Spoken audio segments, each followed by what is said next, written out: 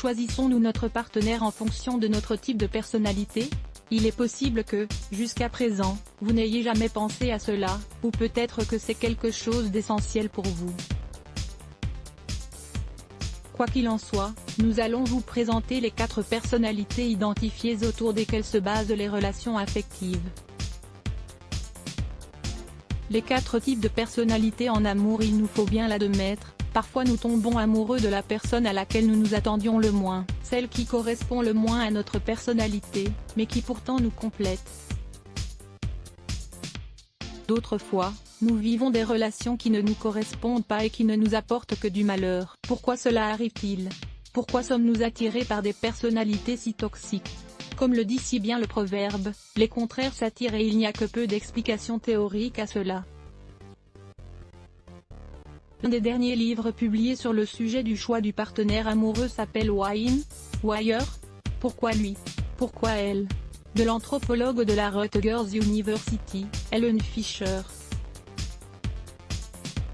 Cet ouvrage très instructif définit 4 grands types de personnalités qui se retrouvent dans toutes les relations. Nous allons vous les présenter dans cet article. 1. La personnalité exploratrice. Ces personnes conçoivent l'amour comme une aventure. Elles sont impulsives, autonomes, très curieuses et saisissent souvent l'instant présent.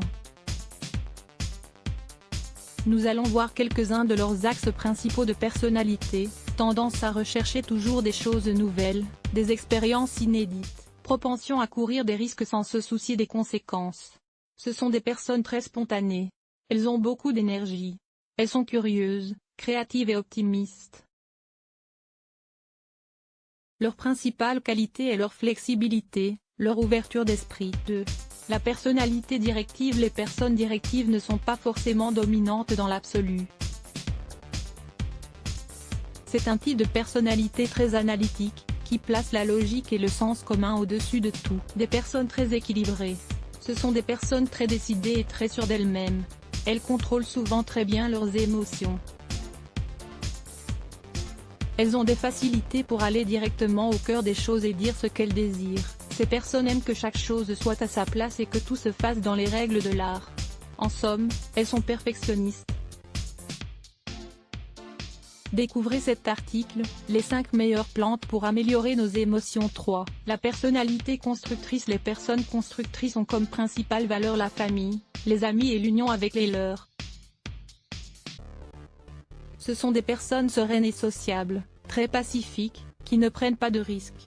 Ce sont des personnes tranquilles, sûres d'elles-mêmes mais sans prétention. Elles sont opiniâtres, loyales. Elles se sentent à l'aise avec les choses traditionnelles et les règles établies. Elles ont des facilités pour développer et diriger des réseaux sociaux. 4. La personnalité négociatrice. Les personnes négociatrices sont expressives, empathiques et idéalistes. Elles ont souvent des profils très sensibles mais aussi très imaginatifs, et ont souvent une grande ouverture d'esprit. Elles ont besoin de sentiments profonds et de satisfaire leurs besoins émotionnels. Ces personnes sont capables d'aller au-delà des apparences. Elles sont naturellement intuitives, imaginatives et sensibles. Elles ont de la compassion, une grande ouverture d'esprit et sont d'excellente compagnie. Ce sont des personnalités idéalistes et altruistes. Elles expriment leurs émotions, elles ne les contiennent pas ni ne les dissimulent. Elles sont très douées pour la communication, pour établir des relations. Quelles personnalités sont compatibles entre elles? Selon l'étude d'Helen Fisher, les résultats sur les couples les plus heureux et les plus durables selon leur type de personnalité sont les suivants. 1. Les explorateurs forment de bons couples avec les explorateurs. C'est compréhensible. Les personnes qui recherchent des émotions et une relation basée sur la passion, s'accordent bien avec celles qui ont la même conception des choses.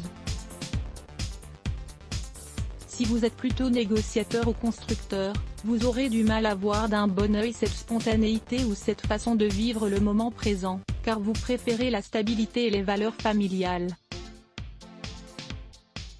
Selon l'auteur, ce sont les couples les plus explosifs, qui vivent constamment des hauts et des bas, qui se séparent et se réconcilient, qui s'aiment de manière intense mais qui peuvent s'ennuyer dès qu'ils ont ce qu'ils veulent. Lisez également, cette posture de yoga pour trouver le bonheur. 2. Les constructeurs forment de bons couples avec les constructeurs. Ils valorisent la famille, les réunions entre amis, le temps passé avec les leurs, et n'imaginent pas un futur sans enfants, entouré de stabilité, de calme et de contrôle sur tous les paramètres de leur vie. Pas d'émotions fortes ni de risques, seulement du calme et de la sécurité. 3. Les directeurs s'accordent bien avec les négociateurs. Beaucoup des couples qui établissent des relations stables et satisfaisantes ont ces profils.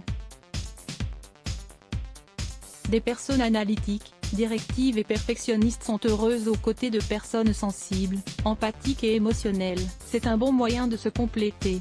L'analyse et l'objectivité passent à l'intuitif, au sensible. Les deux paraissent s'attirer dans le but de combler leur manque, de trouver dans l'autre un moyen de s'accomplir totalement. Évidemment, cela n'est pas absolu.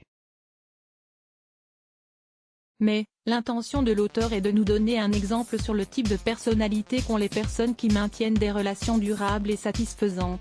Il faut prendre en compte le fait que si vous êtes une personne émotive, sensible, à la recherche de stabilité et d'un quotidien paisible, vous ne formerez pas un couple idéal avec quelqu'un qui a une personnalité plus exploratrice.